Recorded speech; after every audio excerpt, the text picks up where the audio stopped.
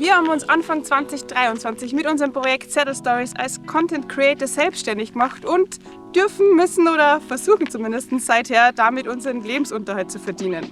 Heute geben wir euch aber mal einen Blick hinter die Kulissen und nehmen euch einen ganzen Tag mit, wenn wir für einen Auftraggeber auf Tour sind. Und dann könnt ihr am Ende des Videos selbst beurteilen, ob das wirklich Urlaub oder vielleicht doch ein bisschen Arbeit ist.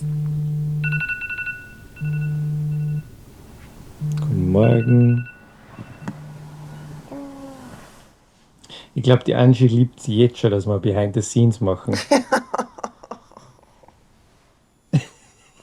Ich frage mich, wollt ihr das wirklich sehen? Oh. Wir sind im Süden Tschechiens und für unseren Auftraggeber dürfen wir hier an 3 Tagen über 3 verschiedene Radrouten berichten. Auf unserer heutigen To-Do-Liste steht also ca. 60 Kilometer Radfahren. Währenddessen ausreichend Fotos machen und Videos drehen. Im Anschluss die Fotos bearbeiten. Dann ein paar Instagram-Stories zur Tour posten. Einen Text für die Routenbeschreibung auf Komoot verfassen und die passenden Fotos dazu auswählen. Dann noch ein paar Kommentare beantworten. Und eventuell noch ein Instagram-Reel schneiden. Ach ja, und ein Behind-the-Scenes-Video drehen wir heute ja auch. Wir sind spät dran, ist stressig, jetzt sind wir weiter da. Ich weiß nicht, wo ist denn mein Brillenetui? Keine Ahnung. Das ist immer, dass man immer dann gefilmt wird, wenn man nicht gefilmt werden will. Yes! Hey, das ist aber schnell gegangen.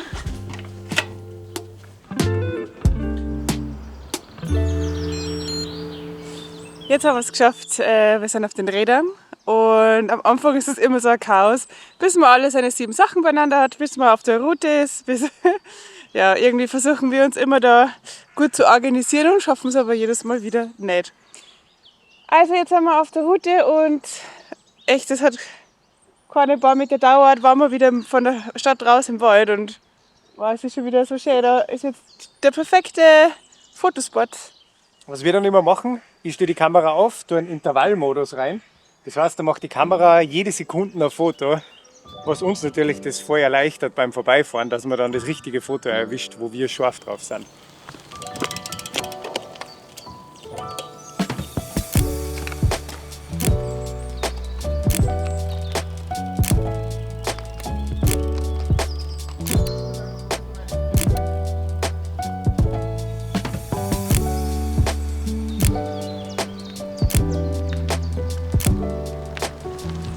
So, und für den einen Spot haben wir jetzt wahrscheinlich 10 Minuten braucht.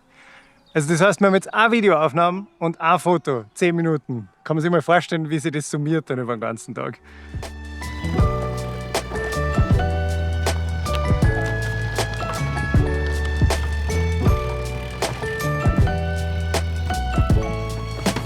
So, und wer jetzt sagt, das sind ja total unauthentische Fotos, alles total gestellt, bis zu einem gewissen Grad, ja. Aber wenn man im echten Leben wo ist, dann fühlt sich alles so intensiv an und so schön und man kriegt es ganz, ganz schwer vermittelt über den Bildschirm. Und deswegen ist es, glaube ich, schon sehr wichtig, dass man sich schöne Motive aussucht und nicht einfach irgendwie mit dem Handy abdruckt oder so. Weil sonst kann man niemals das vermitteln, wie man das eigentlich wahrnimmt. So, jetzt haben wir da auch nochmal Fotos gemacht. Auch nochmal 10 Minuten, Viertelstunde und gefahren sind wir bis jetzt 5 Kilometer vielleicht. Nein, nicht einmal. Wir sind niemals. Wo bist du 5 Kilometer gefahren heute? Es waren 3,6. Sag ich doch. Das mag der Reini gar nicht, wenn ich recht habe. Weil die Angie glaubt, sie hat immer recht. Wir haben erst 3,6 Kilometer geschafft und haben noch über 60 Kilometer vor uns. Eigentlich eine kurze, gemütliche Radtour, doch mit Kamera kommen wir meistens nur sehr langsam vorwärts. Aber das ist nicht an allen Tagen gleich. Gestern zum Beispiel hatten wir einen herrlichen Moment der Entspannung. So, jetzt sind wir echt in dem Modus angekommen, wo es sich ein bisschen nach Urlaub anfühlt. Es ist wahnsinnig schönes Wetter, es ist viel zu warm für Anfang April. Und wir haben halt nur kurze Strecke, das heißt, wir haben wahnsinnig viel Zeit. Ja, wir können das gerade so richtig genießen, gell? Ja. Der Reini, 5 von da. Fürs Behind the Scenes. Behind the scenes, behind the scenes. Nein, ist gerade wirklich voll schön. Gell? Ja, es taugt uns voll. Jetzt machen wir uns irgendwo gemütlich und dann eine Banane essen.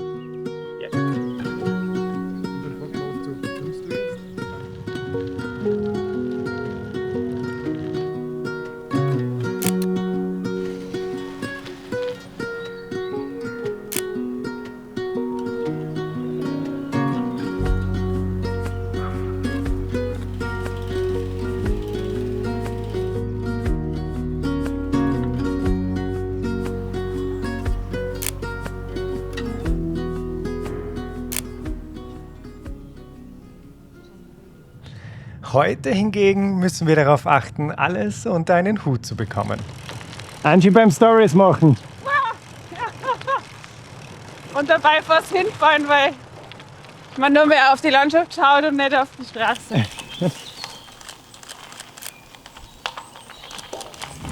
Damit wir von unserer Arbeit leben können, braucht es nicht nur Projekte wie da jetzt in Tschechien, sondern wir brauchen auch andere Partner. Und ein langjähriger Partner von uns, das ist die Reiseversicherung Dr. Walter. Und Dr. Walter ist eine Firma, die uns seit Tag 1 unserer Radreisen unterstützt und wir waren die ersten Radreisenden, mit denen Dr. Walter zusammengearbeitet hat.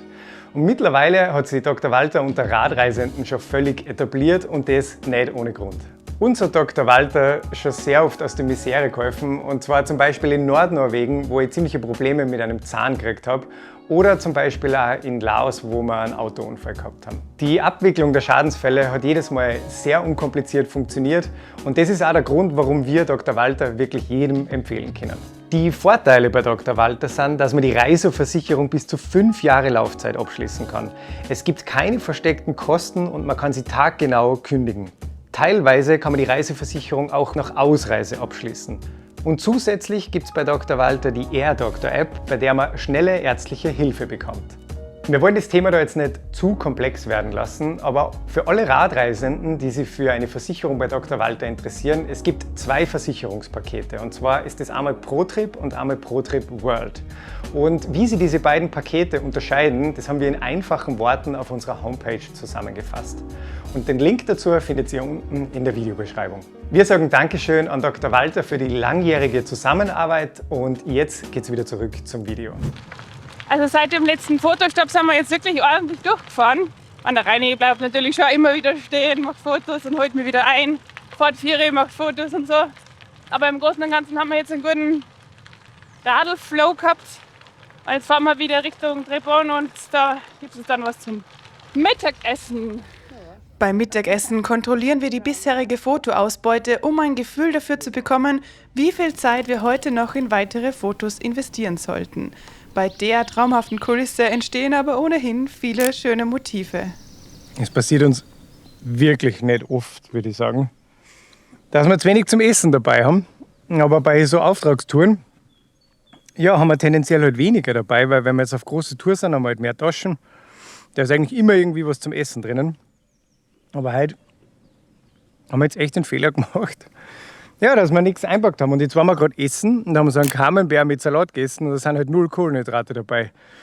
Und jetzt haben wir unabhängig voneinander schon gemerkt, wie wir beide zum Zittern anfangen. Und jetzt haben wir nur so gesalzene Cashews dabei. Naja, nur, das ist sehr gut. Ja, schauen wir mal, wie lange wir damit fahren können. Nach circa 8 Stunden auf Achse kommen wir zurück im Hotel an. Jetzt bleibt uns nur mehr zu hoffen, dass die perfekten Aufnahmen im Kasten sind.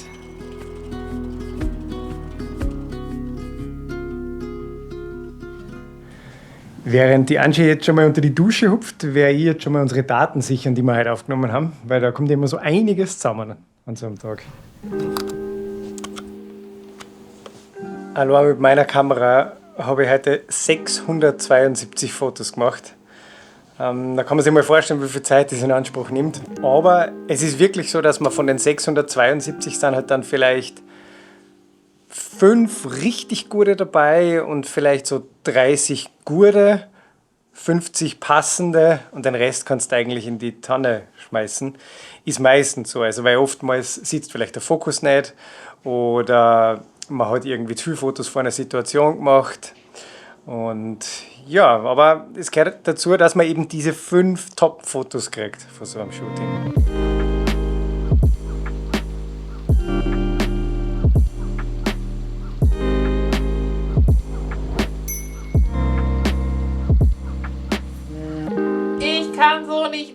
arbeiten. Was ist in los? meinem Hotel ist ohne Internet. Das ist so ungefähr der Tod von jedem. von jedem Influencer. Content Creator. Aber echt, das ist der größte Pain in the ass, den man sich vorstellen kann. Wenn man jetzt echt so, jetzt ist 6:30, wir haben Hunger und wir sind noch nicht einmal ansatzweise mit irgendeiner Arbeit fertig. Und dann kickt einem die ganze das Internet, das bringt mich zur Weißglut. Aus den 650 Fotos habe ich jetzt, keine Ahnung, 15 oder so ausgesucht. Oder 20, die habe ich jetzt bearbeitet und da suchen wir jetzt die besten 10 oder so aus, die dann wirklich auf Komoot kommen. Tu mal die Finger weg da. Das ist fast besser. Ich sehe schon, dass da das Foto ist. Das ist besser. Die Angie ist so eine Geschäftlerin. Das ist echt Wahnsinn. Jetzt seht ihr einmal, wie das ist. Da gibt's das. Da war keiner sieht das Foto. Also das, oder? Okay. Dann werden sie jetzt hochgeladen. Und dann gehen wir Essen. Aber mal schauen, ob das mit dem guten Internet überhaupt funktioniert. Und die Angie muss sich angewöhnen, mit der guten Kamera zu filmen und nicht mit dem Handy. Bin so faul. So, jetzt ist es 7:30. Wir haben die Fotos für Komoot laden gerade hoch. Wir haben einen Riesenhunger. Wir gehen jetzt Pizza essen. Und dann müssen wir noch Wäsche waschen. Wir müssen noch Komoot den Text schreiben. Und backen müssen wir auch noch, weil es morgen schon wieder weitergeht. Stimmt, morgen fahren wir weiter, morgen zusammenpacken. Und du schneidest noch ein Reel heute, oder? Ja, schauen wir mal. Komm schon. Ein bisschen faulenzen, weil es auch so fein ist.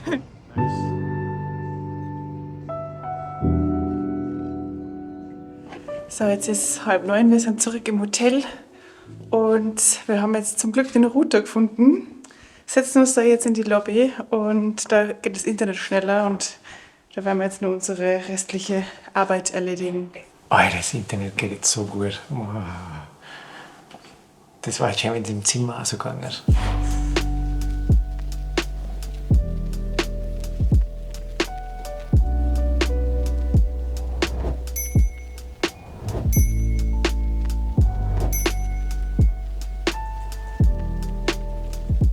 Viertel vor 9.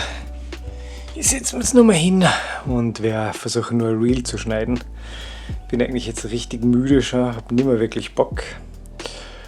Ja, schauen wir mal, was dabei noch rauskommt.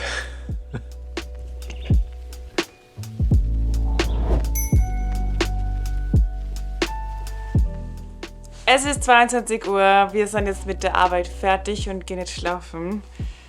Wir hoffen, es hat euch gefallen, uns einmal so einen Tag zu begleiten. Das ist mal ein ganz anderer Art von Video. Schreibt uns gerne in die Kommentare, ob euch das Thema allgemein mehr interessiert.